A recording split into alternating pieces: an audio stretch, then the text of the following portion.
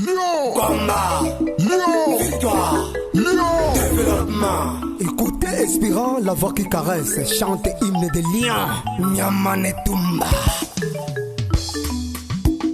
Soki olingi nzambe, soki olingi pepe, soki pe olingi mbundu, kosi obadeliwa pepe, kosi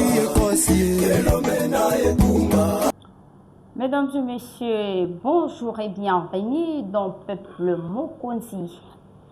Peuple Mokonzi, émission de dialogue vrai, émission qui ouvre la porte à l'honorable Crispin Mbondu Malengo pour pouvoir parler dans tous les secteurs de la vie. Aujourd'hui, nous parlons de la spiritualité de l'environnement, une école de la vie. Le sujet choisi par l'honorable Crispin Mbondu Malengo.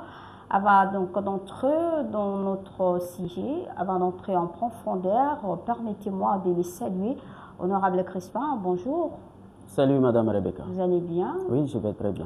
Honorable Crispin, vous avez choisi le sujet sur la spiritualité de l'environnement, une école de la vie. Pourquoi le choix est porté sur ce sujet? Oui, comme vous le savez, notre émission c'est Peuple Mokonzi. Nous sommes donc redevables peuple et nous obéissons strictement aux injonctions de la population comme roi. Quand on nous demande d'aborder tel sujet, nous le faisons. Et après l'émission passée, il y a eu beaucoup d'appels de nos auditeurs qui nous ont posé certaines questions. Et toutes ces questions m'ont amené à pouvoir préparer le sujet d'aujourd'hui. Donc, la spiritualité de l'environnement ou l'éco-spiritualité. Et comme vous le savez, depuis un temps, nous sommes dans l'environnement. Nous sommes en train de creuser pour comprendre la crise écologique actuelle, qui est un danger permanent pour toute l'humanité, qui peut disparaître, qui peut être comparé à ce qu'on dit dans la Bible, l'Apocalypse, donc la fin du monde. Et donc, il faut que les gens réfléchissent en profondeur. Alors, cette fois-ci, nous avons préféré amener la réflexion au niveau de la spiritualité. Parce que la fois passée, c'était plus la métaphysique et puis l'éthique de l'environnement. Et nous avons nagé là-dessus. Et cette fois-ci, nous sommes dans la spiritualité de l'environnement. Honorable Crispin, merci beaucoup. Vous avez choisi le sujet de la spiritualité de l'environnement. Je voulais poser une question sur la spiritualité. C'est quoi la spiritualité? Et parce que vous parlez de l'environnement également, existe-t-il une différence entre la spiritualité et la spiritualité de l'environnement, ou soit la spiritualité et l'environnement? Oui, merci beaucoup madame. Je n'ai pas la prétention de répondre correctement à toutes vos questions parce qu'il y a des spécialistes en spiritualité, il y a des gens qui ont approfondi dans ce domaine, tant sur le plan théorique, qui sont des docteurs, professeurs d'université en spiritualité, tant sur le plan pratique et pragmatique, c'est-à-dire des gens qui sont spirituels et mystiques, qui sont dans ce domaine-là d'action. Je ne prétends pas répondre correctement à cette question, mais je sais. J'ai balbutie dans ma réflexion par rapport à cette interrogation. Premièrement, la spiritualité, c'est un plongeon. C'est-à-dire que l'homme fait un effort de connexion avec le fond de lui-même. Ça, c'est déjà la spiritualité. Une connexion avec l'esprit. Parce que, étymologiquement, spiritualité vient du latin spiritus, qui signifie esprit. Et ça vient aussi d'un terme grec, pneuma, qui signifie souffle. Donc, la spiritualité, c'est justement cette combinaison entre l'esprit et le souffle, parce qu'au départ, Dieu a soufflé sur la terre. Et l'homme est venu à la vie. Et l'Esprit, à travers le Christ, a soufflé sur les apôtres. Ils ont reçu la puissance. Donc, la spiritualité, c'est justement ça. C'est l'entrée vers l'intérieur pour se connecter à soi-même, pour se connecter au divin, mais aussi pour se connecter à la nature. Ça, c'est la spiritualité dans son sens le plus global. Mais maintenant, la spiritualité de l'environnement, c'est une spécialité. C'est-à-dire cette spiritualité orientée vers l'environnement, orientée vers l'écologie. C'est-à-dire l'homme qui essaie de se connecter à la nature, à ce qui l'environne, pour essayer d'interagir avec cette nature. Et dans ces cas précis, c'est cette spiritualité qui cherche aussi comment guérir la nature de la crise actuelle, de la crise écologique. Donc l'éco-spiritualité ou la spiritualité de l'environnement est aussi dans ce combat de la recherche des solutions aux problèmes climatiques aujourd'hui. Vous venez de toucher un point de la crise. Oui. Alors, qu'est-ce que la crise environnementale et quelle en est la cause? C'est quoi la cause de cette crise? Oui, on va revenir parce qu'on en avait un peu parlé dans les émissions passées, mais la répétition est la mère des sciences. Oui. Et il faudra que nous puissions comprendre parce que c'est un danger permanent pour l'humanité. L'humanité risque de se détruire elle-même et de disparaître. C'est-à-dire la planète Terre peut disparaître et laisser la place à d'autres planètes peut-être. Oui. Et c'est ça le danger. C'est quoi la crise écologique? C'est d'abord le changement climatique. Vous le savez, aujourd'hui, baisse et hausse des températures, canicule, vent, tempête, tout ça, changement climatique. Ça, c'est le premier danger. Et le deuxième danger de la crise écologique, c'est le fait que l'humanité est en train de s'étendre et de progresser en nombre et de manière exponentielle. C'est-à-dire que l'humanité se multiplie. Et cette multiplication de l'humanité fait à ce que l'humanité consomme de manière exagérée les ressources naturelles, la surexploitation des ressources naturelles. Quand vous êtes à deux dans une famille, votre consommation sera différente de ceux qui sont à 10 dans une famille. Et aujourd'hui, chaque année, l'humanité se multiplie. Et donc, le nombre sur la Terre augmente et ça augmente également notre consommation de la nature, donc de produits naturels. Et vous savez, parmi des éléments naturels qui nous environnent, il y en a qui sont épuisables, il y en a qui se régénèrent. Par exemple, vous exploitez de l'or, mais vous pouvez épuiser les gisements. Vous exploitez le bois, ça peut se renouveler, mais après combien de temps? Donc, il y a ce danger. Il y a le grand danger de la destruction des écosystèmes et de la biodiversité. On en a parlé largement la fois passée. Ça aussi, c'est la crise écologique. Il y a la pollution de l'air, de l'eau, de la terre, tout ça. Il y a la dégradation de la terre et de l'environnement. Il y a la pénurie de l'eau aujourd'hui, parce que s'il y a dégradation de la terre, il y a sécheresse, il y a le désert qui arrive là où il n'y avait pas de désert, et en fin de compte, il y a l'écart entre les riches et les pauvres à travers le monde. La disparité totale, les riches deviennent de plus en plus riches et les pauvres de plus en plus pauvres. Voilà cet amalgame de crises, au-delà de guerre et tout ce que nous avons aujourd'hui, mais sur le plan strictement écologique, voilà la crise. Et les causes, c'est le comportement irresponsable de l'homme par rapport à son environnement. C'est-à-dire le matérialisme. L'homme devient hyper consommateur. Il consomme tout et il détruit tout autour de lui. Ce comportement matérialiste et les idéologies matérialistes qui font la science et aussi la technologie, avec toute leur production de polluants et tout ça, ça détruit la nature et c'est ça la véritable cause. Voilà. Merci beaucoup, Honorable Crespin. Revenons à notre sujet. Oui. On parle de la spiritualité de l'environnement. Alors, je m'aimerais poser une question sur quel est l'apport de la spiritualité de l'environnement dans la lutte contre la crise écologique. Voilà, donc comme je disais, l'éco-spiritualité ou la spiritualité de l'environnement amène sa touche particulière.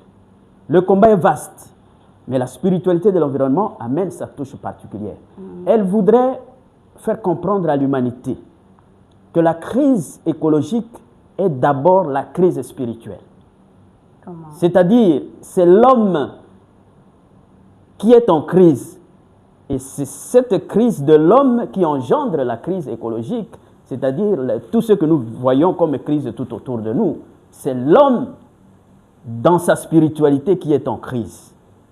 Je voudrais dire, l'homme est déconnecté d'abord de lui-même, de son esprit, des exigences spirituelles, l'homme ne suit plus ça, des exigences éthiques, comme on avait dit la fois passée, c'est-à-dire le bien faire le bien, éviter le mal, c'est ça la morale.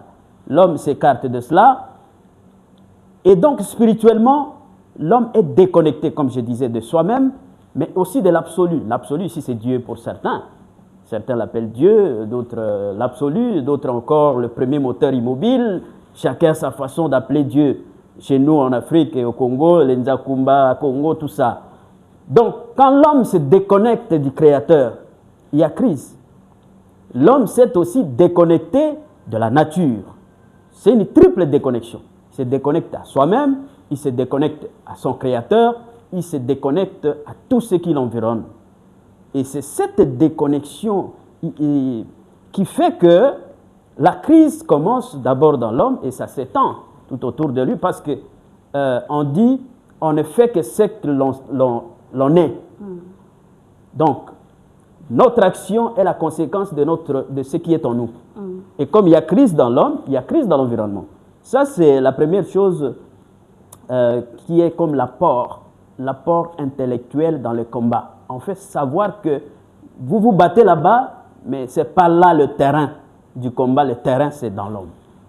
Le terrain du combat contre la crise écologique, c'est dans l'homme. C'est la spiritualité au sein de l'homme.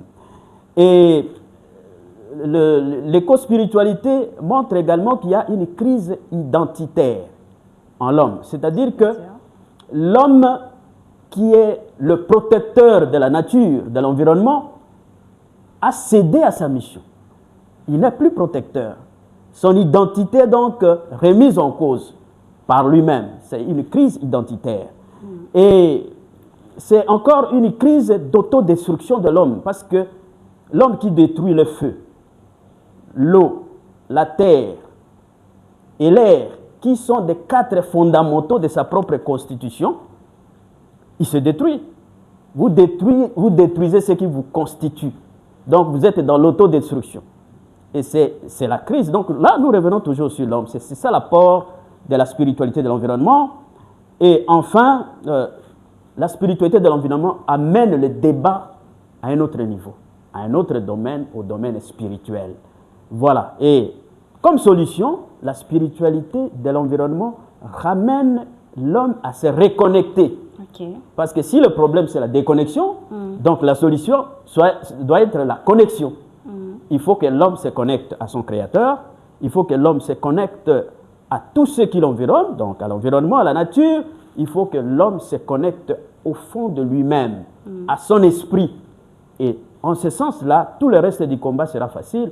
Et l'homme pourra alors remédier aux dégâts et faire en sorte que l'environnement puisse maintenant vivre dans l'harmonie avec l'homme, et donc il n'aura plus de crise. Parce que vous parlez de l'environnement, Oui.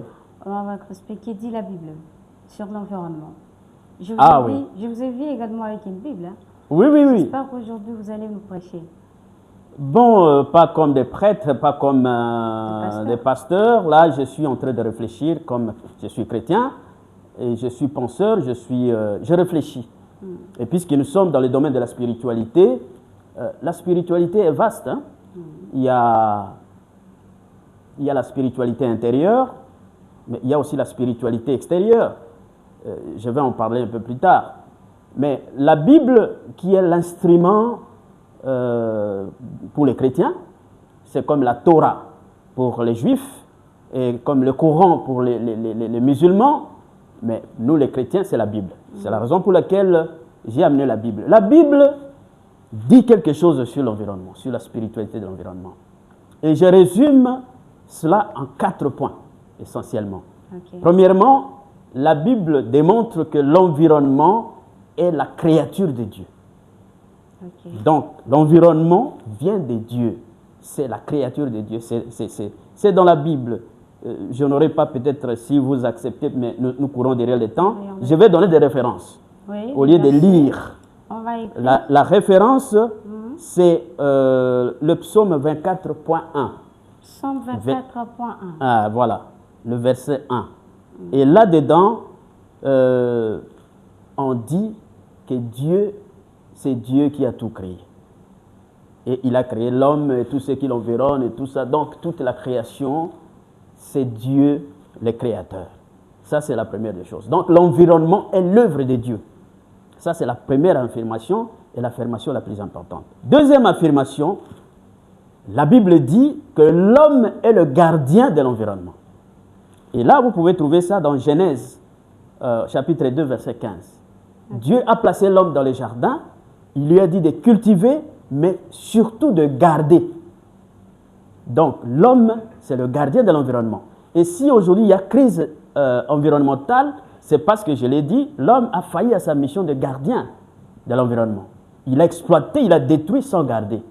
C'est la raison pour laquelle il y a la crise. Au troisième point, la Bible démontre que la dégradation de l'environnement est l'œuvre du péché de l'homme. C'est le péché de l'homme qui a fait qu'il y a dégradation, il y a le désordre, en commençant par les jardins d'Éden et tout ce que nous vivons aujourd'hui. Donc c'est l'œuvre du péché. Et là, vous pouvez lire Romains, chapitre 8, verset 20 jusqu'à 22. Ok. Et en fin de compte, la Bible ne nous limite pas à nous faire voir le danger, le mal, le malheur, tout ce qui pourra venir parce que l'homme a péché, parce que finalement, Dieu ne s'est pas limité à laisser l'homme dans le péché. Il a envoyé son Fils unique pour sauver l'humanité. Et la Bible nous laisse dans une note d'espoir pour dire il y aura des cieux nouveaux et une terre nouvelle. Ça signifie que si l'homme s'engage, reprend sa responsabilité en tant que gardien de la nature et fait un travail pour renouveler son esprit en se reconnectant à lui-même, à son Créateur et à la nature, nous aurons des cieux nouveaux et une nouvelle terre. C'est-à-dire cette note d'espoir-là amène l'humanité à travailler pour qu'arrive cette nouvelle terre, une terre d'équilibre entre l'homme, l'esprit et la nature. C'est ça, la nouvelle terre, comme au début. Parce que vous vous souvenez, dans la Bible, dans le livre de la Genèse, l'homme vivait en harmonie avec tout, même avec le serpent, avec les lions, avec n'importe quel animal. Il était là avec eux. Parce qu'il obéissait, il faisait son travail de gardien, mais il était en harmonie avec. Voilà, et ça c'est 2 Pierre 3, 13, la note d'espoir. Si nous travaillons dans une spiritualité positive, nous pouvons faire en sorte que l'harmonie redevienne et puis que l'humanité puisse vivre en paix dans la nature et la nature ne va plus se révolter. Parce qu'aujourd'hui, il y a révolte de la nature contre l'homme à cause de son attitude irresponsable face à la nature. Voilà. Merci beaucoup, honorable, parce que vous parlez tellement bien. Oui. Pour cela, je suis curieuse. Oui. Je voulais ouvrir une parenthèse parce Oui. que nous parlons de la spiritualité. Oui. Vous avez touché un point en disant que Dieu, c'est lui le créateur. Oui. C'est lui qui a créé, le créateur de l'environnement, bien Oui. sûr. Oui. C'est lui qui a créé tout. Alors, honorable Crispin, je sais que ce n'était pas prévu, Oui. mais je voulais quand même ouvrir une parenthèse. Que dites-vous aux gens qui disent aujourd'hui, qui s'appellent aujourd'hui des dieux? Il y a même dans certaines églises, vous allez attendre que l'herbe lui dise qu'un tel, je donne un exemple de Kimbang, Simon Kimbang, on dit que Simon Kimbang c'est un dieu, d'autres le branhamistes disent que non, prophète Branham est Dieu. Je ne sais pas, ces gens ont eu à créer aussi quelque chose, bien leur environnement quelque part. Donc ça, c'est juste une parenthèse. Je sais que ce n'était pas prévu, mais parce que nous parlons de la spiritualité également, je voulais votre point de vue sur ce point-là, vu que vous êtes également chrétien. Oui, je donne d'abord un point de vue global, parce qu'ici nous réfléchissons. Je suis respectueux de la spiritualité de chacun. vous savez, il y a des églises, il y a des religions qui développent des spiritualités. Donc, il y a plusieurs spiritualités particulières. Mais quelque part, en termes de connexion à l'esprit et à soi et à tout ce qui nous environne, quelque part, il y a une seule spiritualité à la fin des comptes. À la fin des comptes. Moi, je suis de ceux qui croient à la religion monothéiste. Ça signifie qu'il y a un seul Dieu. Il y a un seul Dieu qui est le créateur de tout. Et comme chrétien catholique, c'est ce Dieu-là qui nous a envoyé son Fils unique, qui est mort pour nous. Et ce Dieu est trine, c'est-à-dire le Père, le Fils et le Saint-Esprit. Et ça, c'est ma foi. Mais dans une analyse de tout ce qui se passe tout autour de nous, je ne suis pas là pour juger, mais il y a des gens qui disent que je suis tel, je suis Esprit Saint, je suis Dieu, tout ça. Je n'entre pas dans un débat. Mais au moins, s'ils le disent dans le sens que nous avons le divin en nous, parce que même dans le psaume, c'est dit, vous êtes des dieux. Jésus-Christ lui-même a dit, si vous croyez en moi, vous ferez plus que moi. Des miracles. Des miracles. Ça veut dire que nous avons une portion de la divinité en nous, et si nous sommes conscients de cela, nous pouvons produire des émerveillements. Mais cela ne nous pousse pas de devenir des dieux. Non, c'est ça justement. Si nous prenons ça dans ce sens-là, ça va. Ouais. Ça veut dire que nous sommes des émanations de Dieu, nous sommes des créatures de Dieu, et ça nous amène à l'émerveillement. C'est ça aussi dans la spiritualité de l'environnement. Quand on reconnaît qu'on est fils de Dieu, on s'émerveille devant la nature. La nature créée par Dieu, on s'émerveille. L'émerveillement nous amène à l'adoration. C'est-à-dire, on loue Dieu pour la beauté de ce qu'il a créé. Okay. Et c'est ça l'adoration. Et ça nous amène également à l'engagement pour la protection de cette nature. Parce que nous sommes tous créés par Dieu. J'ai la responsabilité de te protéger. Comme aussi fille de Dieu, j'ai la responsabilité de protéger les arbres, tout ce qui est là, puisque nous sommes tous des créatures de Dieu. Et c'est ça la responsabilité que nous avons face à l'environnement. Bon, celui qui va jusqu'au bout pour dire que c'est lui Dieu, alors il y a des questions à lui poser. Ou bien c'est leur prophète qui est Dieu. Voilà, il y a des questions à poser. Si vous êtes Dieu, donc c'est vous le créateur de tout. C'est ça le problème. Est-ce qu'il y a des personnes physiquement touchables comme nous peuvent dire que c'est eux qui ont créé la lune, le soleil, la mer et tous les humains qui ont même existé, ces gens-là ont une existence finie. C'est ça. Ils sont nés, ils sont morts, ils sont avec nous, ils mangent, tout ça. Ils sont dans la contingence des temps.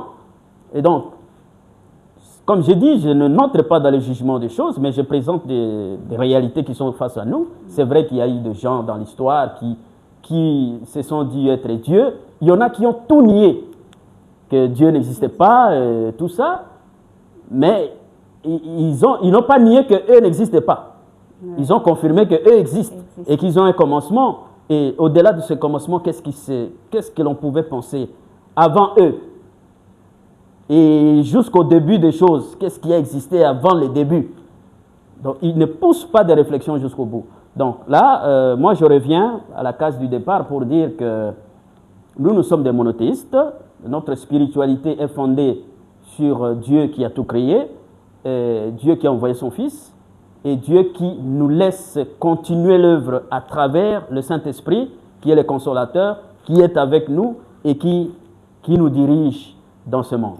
Merci beaucoup, Honorable Crispin. Peut-être à la prochaine, on va revenir sur ces sujets. On va parler de long à large. Et s'il y a des téléspectateurs qui peuvent nous écrire sur ces sujets très sensibles concernant les gens qui prennent l'audace de dire qu'il est Baza Banzambe. Alors, on va revenir. C'était juste une parenthèse. Oui. Honorable Crispin, revenons. Nous sommes toujours à la spiritualité. Je vous ai vu, je vis sur votre table. Il y a l'extraction d'une peau de bête. Oui. Je vis aussi votre accoutrement en peau de bête. Je vis les chapeaux.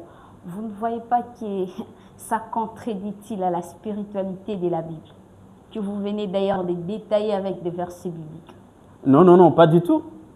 Pas du tout. D'ailleurs, nous sommes dans la continuité de cette spiritualité parce que c'est un habillement écologique. Voilà. Un habillement écologique parce que là, je suis en symbiose avec, d'abord, en parlant de la spiritualité, je suis en symbiose, en connexion avec le Créateur, avec Dieu. Je suis en symbiose avec la nature. Ça, c'est la nature animale. Ok. Il y a la nature végétale. Il y a même la nature minérale. Ok.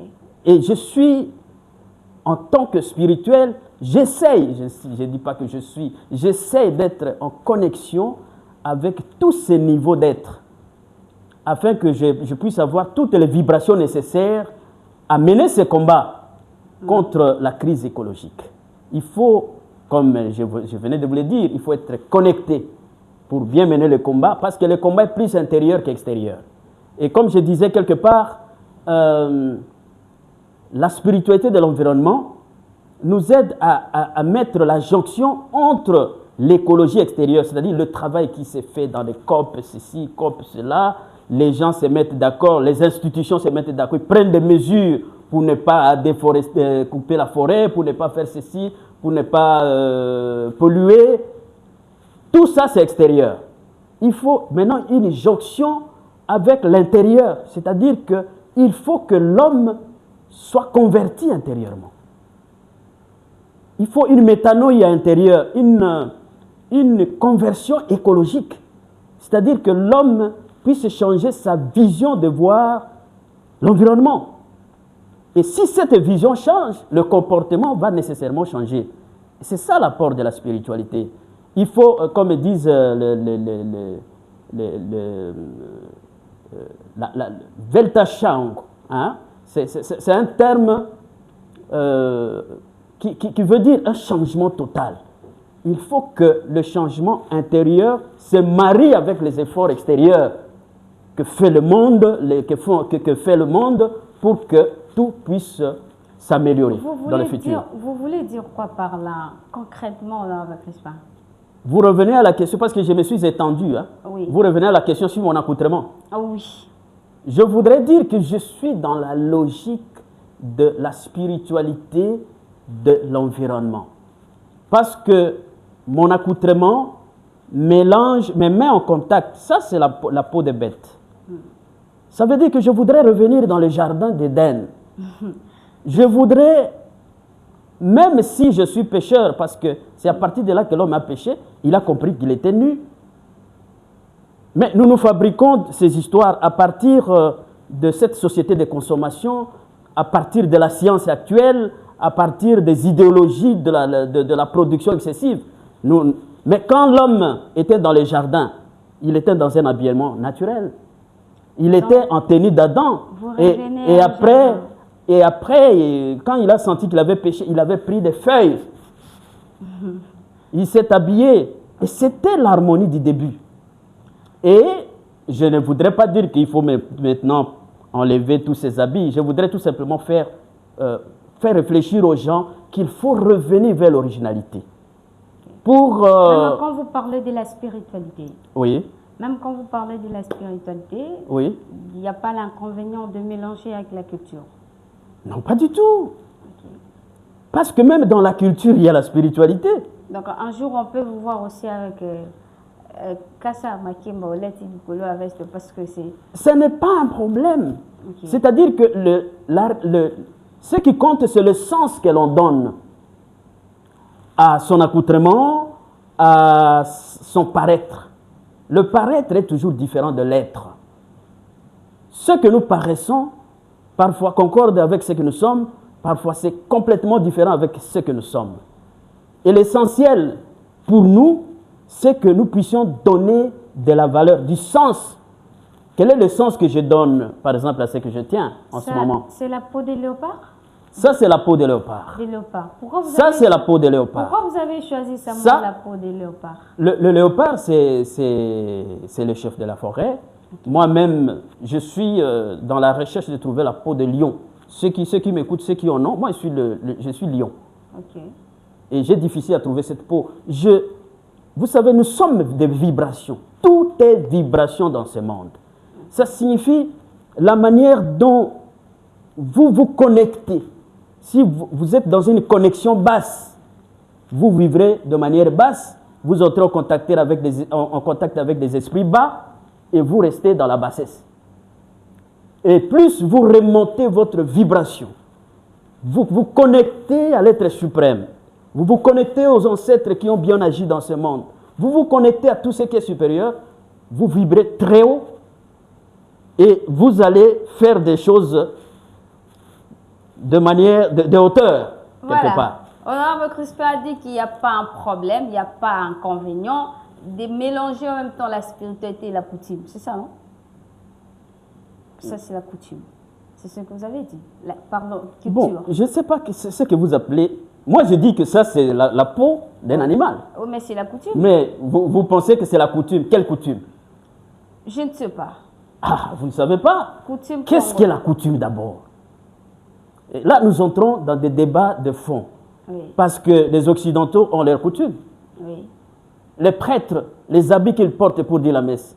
Oui. Il s'agit des habits des Grecs, de la coutume grecque. Honorable Crispin aussi a sa coutume. Ah, mais oui, mais ça, Voilà. c'est l'habit des Grecs.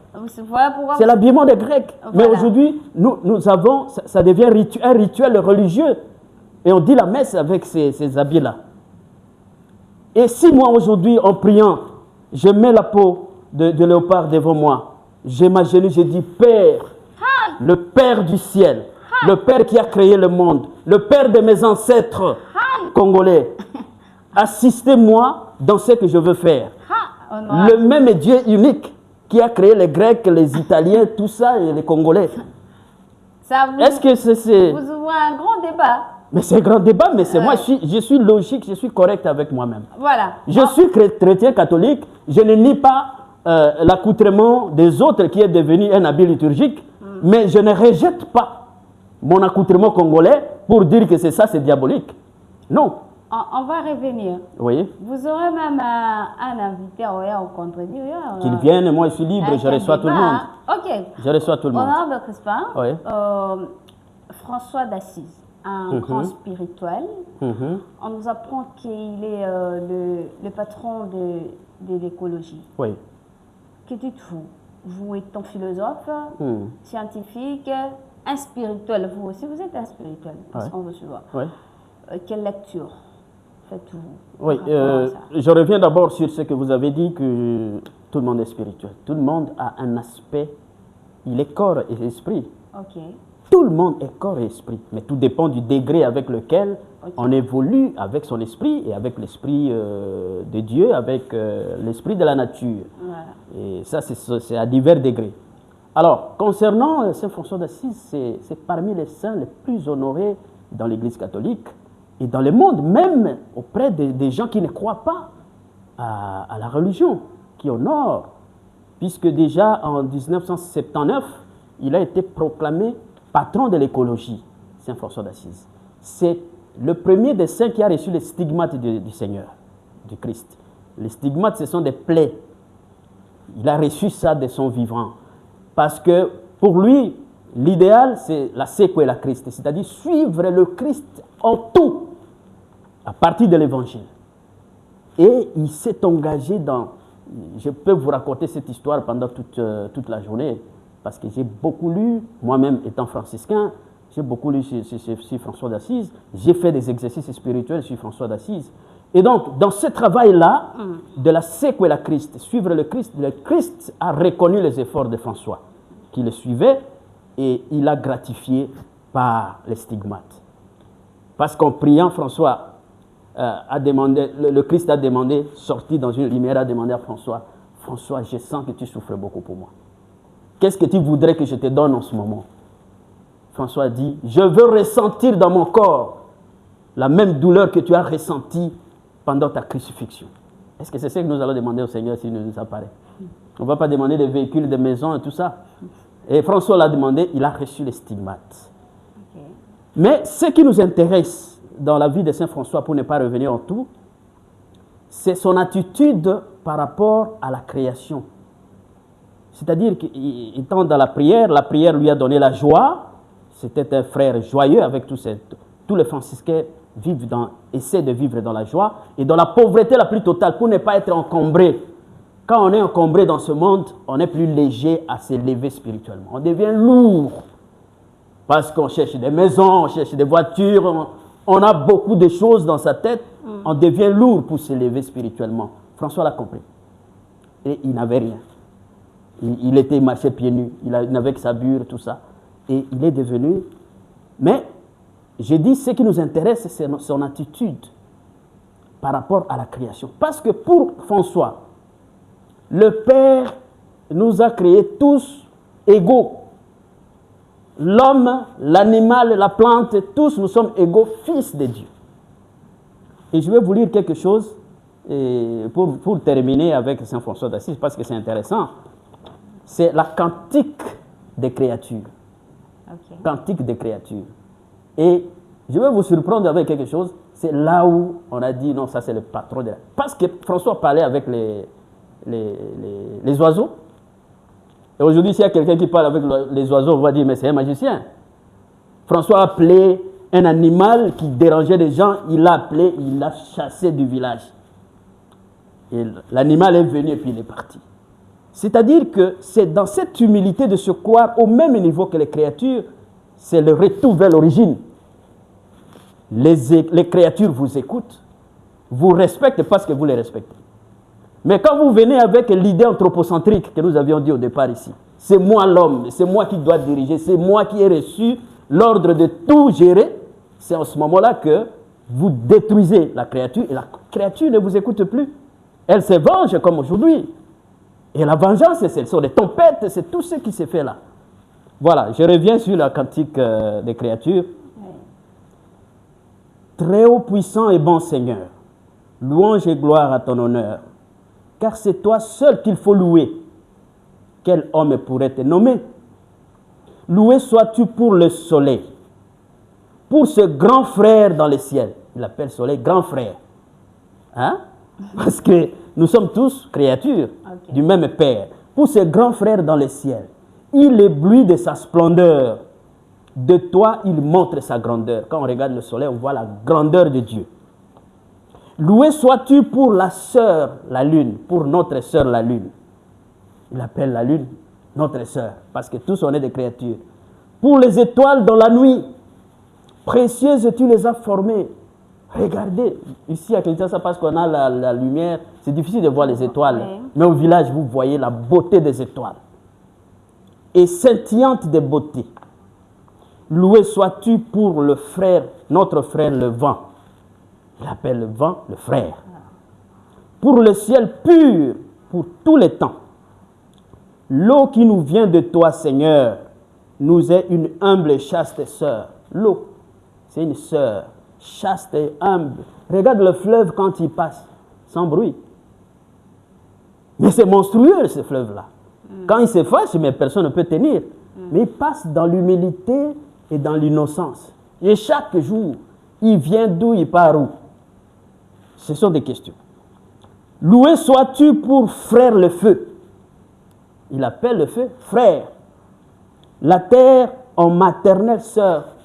La terre, c'est notre sœur qui nous reçoit comme une maman dès notre naissance et qui nous accueille à la fin de notre vie. Notre sœur, la terre, se sépare de toute fleur de beauté. La terre n'a pas besoin que vous puissiez l'habiller. Elle est déjà habillée de fleurs, mais c'est nous qui dénudons la terre. On enlève ses habits en coupant tout. Loué sois-tu pour qui pardonne, en ton amour qui se console. Heureux les artisans de paix, par toi ils seront couronnés. Ceux qui cherchent la paix, même à la Mongala chez vous là-bas, c'est eux qui seront couronnés, pas les chercheurs de combat ou de guerre.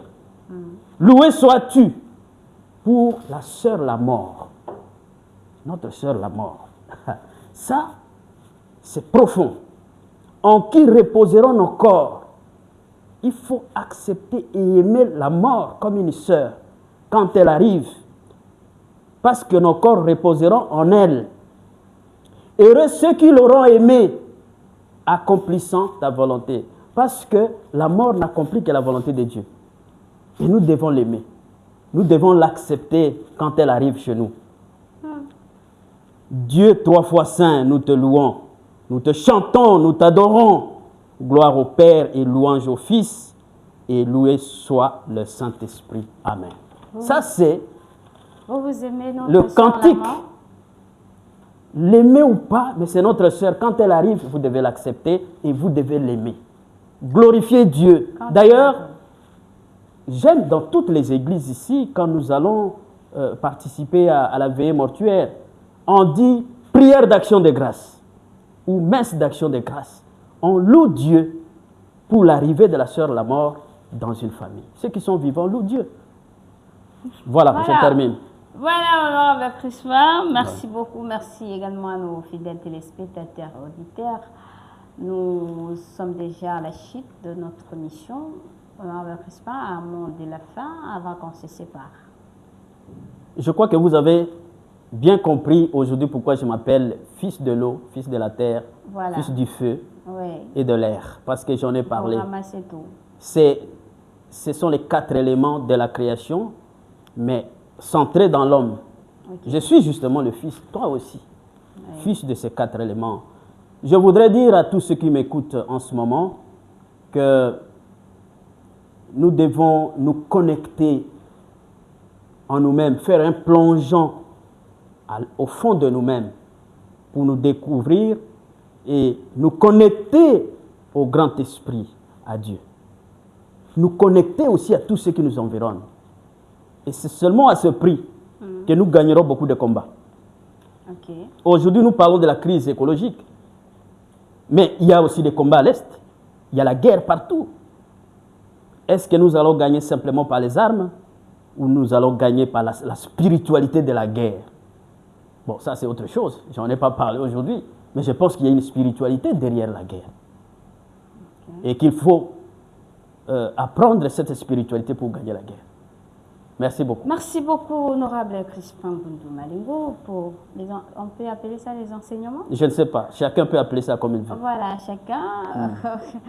Voilà. Merci beaucoup. Restez branchés. On parlait de la spiritualité de l'environnement, école de la vie. Vous avez suivi. C'est vraiment l'école de la vie. Voilà. On se retrouve à la prochaine occasion. Restez branchés. Au revoir.